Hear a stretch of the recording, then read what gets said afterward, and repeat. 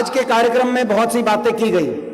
आज भाजपा की सरकार, और भाजपा की सरकार में हर वर्ग दुखी है, लेकिन एससी समाज पे विशेष तौर पे बड़ा प्रहार इस सरकार में किया गया, क्योंकि इनकी विचारधारा ही ऐसी है कि जो वंचित वर्ग है समाज का, उसके विपरीत इनकी विचारधारा है। कांग्रेस पार्टी का और एससी समाज का चोली दामन का रिश्ता और नाता है।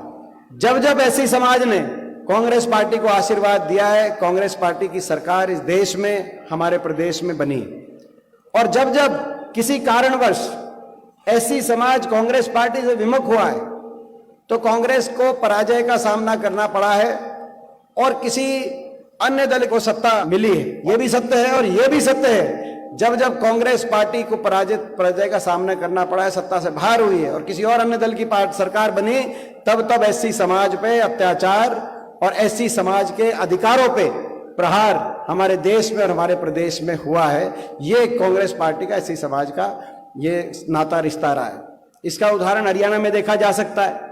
जितनी गरीब कल्याण की और एससी समाज की हक की योजनाएं चलाई जा रही थी कांग्रेस पार्टी की सरकार द्वारा, आते ही सरकार ने उन योजनाओं को धराशायी करने का काम किया। चाहे वो 100 गज के प्लॉट वाली योजना थी, जब अपनी सरकार थी तो 3,92,000 परिवारों को 100 गज के प्लॉट आवंटित किए गए थे।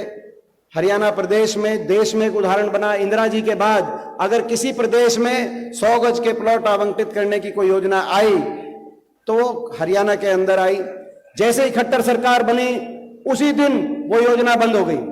जहां प्लॉट आवंटित है उन कॉलोनियों में काम नहीं, जहां कब्जे नहीं मिले वहां कब्जा दिलाने का कोई प्रयास नहीं, और जो लोग वंचित रह गए, क्योंकि योजना चल रही थी, जो लोग वंचित रह गए उनको आगे प्लॉट दिलाने का कोई कार्रवाई हुई नहीं, सरकार द्वारा योजना समाप्त कर दी। आज हम संकल्प लेते हैं अगले हरियाणा दिवस पे, हरियाणा दिवस वाला सप्ताह भी 1 नवंबर को हरियाणा दिवस, अगले हरियाणा दिवस पे कांग्रेस पार्टी की सरकार बने हरियाणा में, और कांग्रेस पार्टी की सरकार बनते ही 100 गज की प्लॉट की स्कीम दोबारा से हरियाणा में लागू हो। जो लोग वंचित रह गए थे उनको 100 गज के प्लॉट मिले, जहां प्लॉट मिल गए थे उन कॉलोनियों का विकास हो, जहां कब्जे नहीं मिले वहां कब्जे मिले, और 100 गज के प्लॉट के साथ इंदिरा आवास योजना, प्रियदर्शनी आवास योजना की स्कीम दोबारा से हरियाणा में जो समाप्त कर दी इस बीजेपी सरकार ने, वो स्कीम दोबारा हरियाणा में शुरू हो और उन प्लॉट्स पर सरकारी सहायता से 2 कमरे का मकान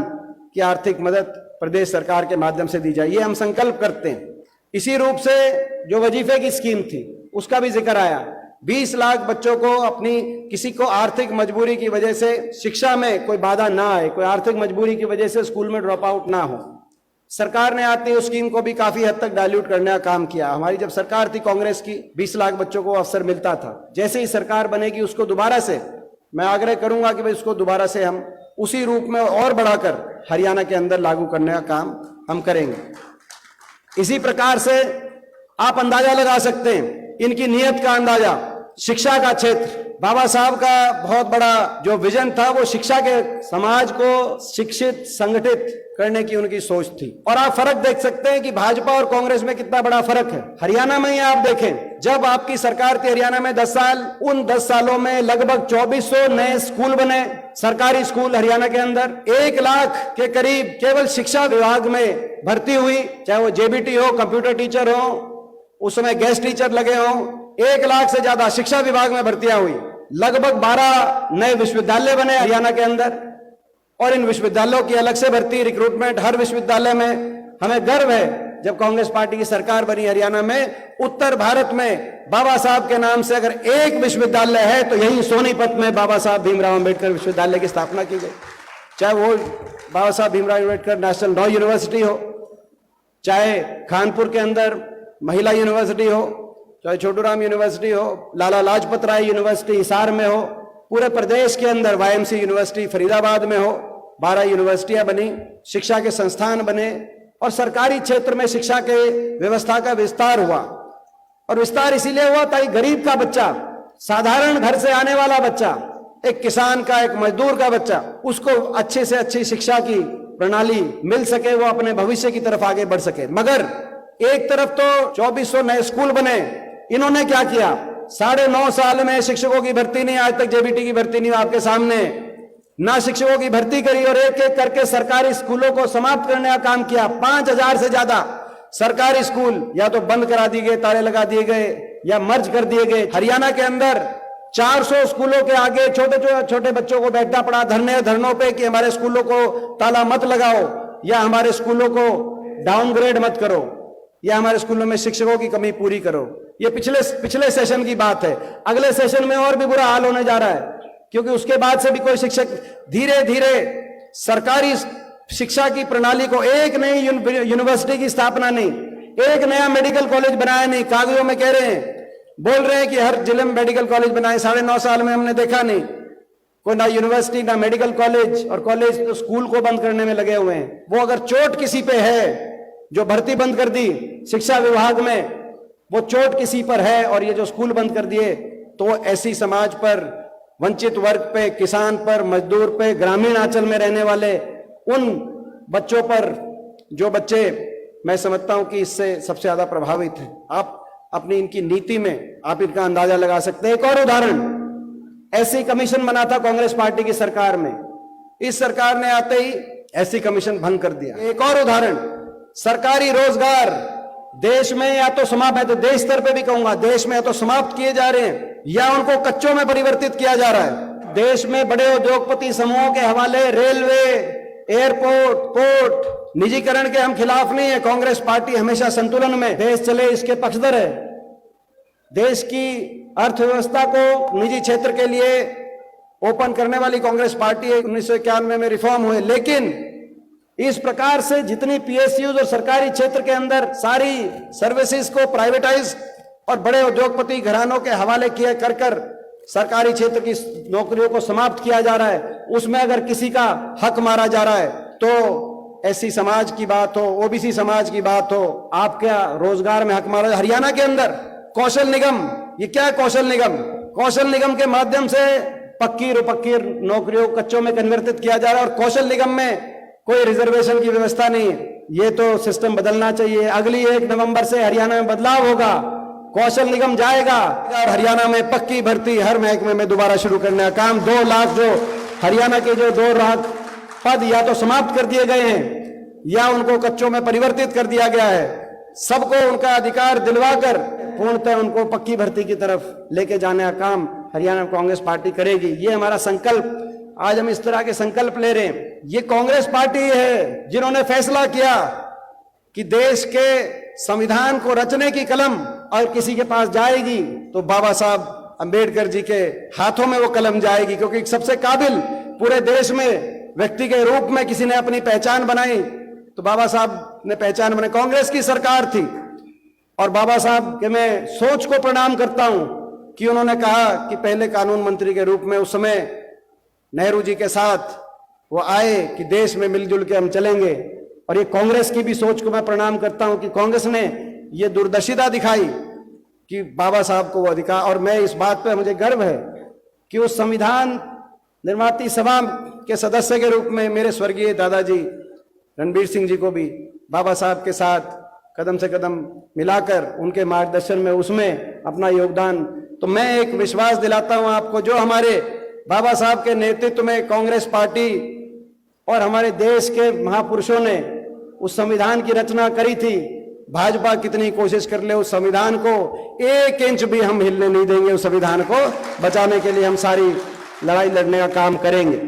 अपनी कांग्रेस पार्टी की सरकार बने, एक सुझाव आए कि जनसंख्या के आधार पर अधिकारियों को, चाहे अधिकारियों की बात हो, आज मैं देखता हूं कि चाहे देश की कैबिनेट की बात हो, देश की कैबिनेट में एक भी महत्वपूर्ण कोई पद किसी एससी समाज के, ओबीसी समाज के, कोर्ट्स के अंदर मैं देखता हूं सुप्रीम कोर्ट की क्या परिस्थिति है, हाई कोर्ट की क्या परिस्थिति है, जजों में आज कितने जज एससी समाज से, ओबीसी समाज से, यहां तक कि जितने सेक्रेटरी लगे हुए हैं तो 89 में केवल 3 बता रहे हैं। तो कहने का मतलब यह है कि आज ये व्यवस्था दूसरी रूप में ले गए, ये दूसरी दिशा में देश को लेके जाने का इन्होंने प्रयास किया। ये अच्छा सुझाव है और ये हमारे मैनिफेस्टो में होना चाहिए। और अब मैं मैनिफेस्टो की बात कहना चाहता हूं कि बहुत अच्छा सुझाव है। हमारे मैनिफेस्टो में कई चीजें, कई सुझाव आए। एक सुझाव ये बार बार आता है कि ऐसी कमीशन दोबारा बने, एक और सुझाव बड़ा अच्छा आया कि जो हमारे सफाई कर्मचारी हैं, इस बात पे हमें गर्व है कि कांग्रेस पार्टी की सरकार में हुड्डा साहब के समय 11,000 सफाई कर्मचारियों को एक कलम से उस समय भर्ती करने का काम कांग्रेस पार्टी ने किया था। आज वो अभी अधिकारों के लिए लड़ाई लड़ रहे हैं, ग्रामीण चौकीदार अपने अधिकारों के लिए लड़ रहे हैं, उनको पक्का करने की भी मांग है और उनको पक्का भी करेंगे, कांग्रेस पार्टी ही उनको पक्का करेगी, ये भी हम कहना चाहते हैं। तो एक और मांग आती है कि जैसे ऐसी कमीशन बने, एक सफाई कर्मचारी कमीशन भी हरियाणा के अंदर बनना चाहिए उनके अधिकारों के लिए, ये भी एक मैं समझता हूं सही। और हमारा मैनिफेस्टो ऐसा मैनिफेस्टो हो, देश में उदाहरण दिया जाए कि अगर हर वर्ग की सही मांगे, ऐसी मांगे जो धरातल पे जिनकी आवश्यकता है, हर वर्ग की अगर किसी मैनिफेस्टो में है तो वो हरियाणा में कांग्रेस पार्टी के मैनिफेस्टो में है। इसके लिए मैं प्रभारी जी से और अध्यक्ष जी से मैं आग्रह करूंगा कि मैनिफेस्टो की जो कमेटी बने, जल्दी से जल्दी मैनिफेस्टो की हमारी कमेटी बने और उस कमेटी में हर वर्ग के काबिल लोगों को उसमें प्रतिनिधित्व मिले। वो मैनिफेस्टो की कमेटी पूरे प्रदेश में जाए, हर वर्ग से बात करे, हर वर्ग के सुझाव ले और वो सुझाव लेने के बाद हरियाणा प्रदेश में एक ऐसा मैनिफेस्टो हम लेके आए जिस मैनिफेस्टो की गूंज पूरे देश में जाए। ऐसा मैनिफेस्टो हरियाणा प्रदेश का तैयार किया जाए और उस मैनिफेस्टो में जो हमारा एससी डिपार्टमेंट है, वो डिपार्टमेंट भी सीधा सुझाव रखे। एक और आंकड़ा आपके बीच में देना चाहता हूं, जो हरियाणा के अंदर ये सरकार है, खट्टर सरकार, इसने नुकसान तो सभी का कर दिया।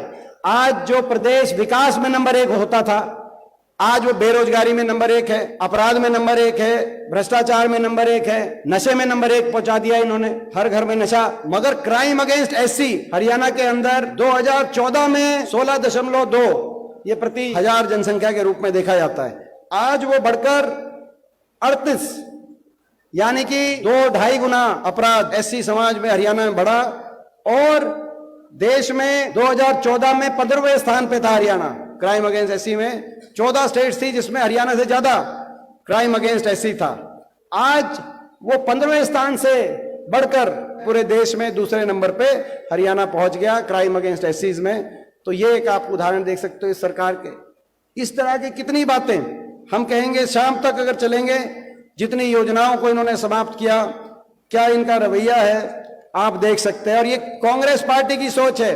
अभी आपने कहा, बाबू जगजीवन राम जी की बात करी, भाई अंबेडकर जी की बात करी, ये कांग्रेस पार्टी की सोच है कि हरियाणा के हमारे प्रदेश अध्यक्ष, हमारे लोकप्रिय जमीन से जुड़े हुए चौधरी उदय भान जी हैं, तो पूरे राष्ट्र में हमारे राष्ट्रीय अध्यक्ष कोई हैं तो एक गरीब चौकीदार के एक बेटे मल्लिकार्जुन जी खड़गे हमारे देश के राष्ट्रीय अध्यक्ष हैं, जो कांग्रेस पार्टी के, जिनके नेतृत्व में कांग्रेस पार्टी अभी कर्नाटक में जीती, प्रचंड बहुमत के साथ हिमाचल में जीती और अभी 5 प्रदेशों के अंदर आज भी मतदान हो रहा है।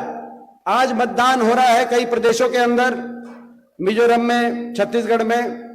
मुझे पूरा विश्वास है कि कांग्रेस पार्टी 5 प्रदेशों में ये जीत हासिल करेगी। बहुत अच्छा प्रदर्शन, बड़ी अच्छी रिपोर्ट आ रही है। राजस्थान तो मैं खुद अभी जाके आया हूं, मध्य प्रदेश, तो बहुत अच्छी रिपोर्ट आ रही है। तो लड़ाई लड़नी पड़ेगी। आखिर में ये तो कुछ बातें, आखिर में मैं अंत में एक बात जरूर कहूंगा कि लड़ाई लड़नी पड़ेगी।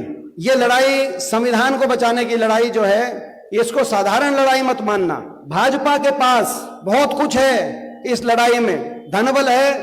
अभी एक आपने देखा कि भाजपा के बैंक अकाउंट में राष्ट्रीय स्तर पे उतना पैसा है जितनी देश की बाकी सभी पार्टियों का टोटल पैसा आप जोड़ दो, उससे 20 गुना ज्यादा पैसा अकेली भाजपा के पास है। सभी पार्टियों का, देश में जितनी और पार्टियां हैं, भाजपा के सहयोग दल हैं, उनके अभी सबका जितना है तो उससे 20 गुना ज्यादा ये भाजपा की स्थिति है। धनबल है इनके पास, मीडिया बल इनके पास है। आपको पता है जो मीडिया वाले बेचारे यहां से खबर भेजते कुछ और है, छपती कुछ और है। हरियाणा के अंदर 600 करोड़ का बजट इस खट्टर सरकार ने अलॉट कर दिया। हर अखबार में हर रोज खट्टर सरकार की एड मिलेगी आपको पूरे पेज की। जिस अखबार में पूरी पेज की एड मिले और वो उस अखबार में केवल बीजेपी का गुणगान मिले, तो आप समझ लेना कि वो जो कलम है वो कलम स्वतंत्र नहीं है, वो एड के हिसाब से कलम चल रही है। जिस अखबार में एड ना मिले वो अखबार आप पढ़ लेना, उनका मुकाबला 600 करोड़ से ज्यादा आप अंदाजा लगाएं। तो इनके पास धन बल है, इनके पास मीडिया बल है, इनके पास तंत्र बल है, सरकारी एजेंसियों का दुरुपयोग। राजस्थान में चुनाव चल रहा है, अशोक गहलोत जी के घर ईडी, डोटासरा जी के घर ईडी। छत्तीसगढ़ में चुनाव चल रहा है, भूपेश बघेल जी के पास ईडी। मध्य प्रदेश में कमलनाथ जी के घर पहुंची हुई है। दिल्ली में किनके घर पहुंची हुई है, दूसरी पार्टी के हैं, उनकी अलग समझ है, उनके बारे में मैं ज्यादा नहीं कहना चाहता। देश में तमाम विपक्ष, कहीं भी विपक्ष की कोई प्रखर आवाज, कोई लड़ाई लड़ेगा, सोनिया जी को बुलाया, राहुल जी को बुलाया, हुड्डा साहब को बुलाया, कोई ऐसा बचा नहीं जो इनके निशाने पे ना हो कोई विपक्ष का। तो इनके पास बहुत कुछ है इस संविधान को बचाने के लिए। अगर हमारे पास कुछ है तो केवल आपका आशीर्वाद है, उस आशीर्वाद में आप कमी मत छोड़ना। नहीं तो ये समझो अभी चल रहा है, ये लोकतंत्र को बचाने की भी लड़ाई है, संविधान को बचाने की भी लड़ाई है। इसमें मुझे पूरा विश्वास है आप सबका बहुत आशीर्वाद मिलेगा। हरियाणा के अंदर निश्चित तौर से जो हमारा एससी समाज है उसको जागरूकता से कांग्रेस के साथ जोड़ने का हमारा आप मिलकर कार्य करेंगे। और उस कड़ी में एक बहुत अच्छी शुरुआत आज यहाँ पर हुई है। मैनिफेस्टो हमारा ऐसा बनेगा, जितनी आपकी बातें हैं उन सभी को मैनिफेस्टो में हम अच्छी तरीके से उनको शामिल करा पाएं।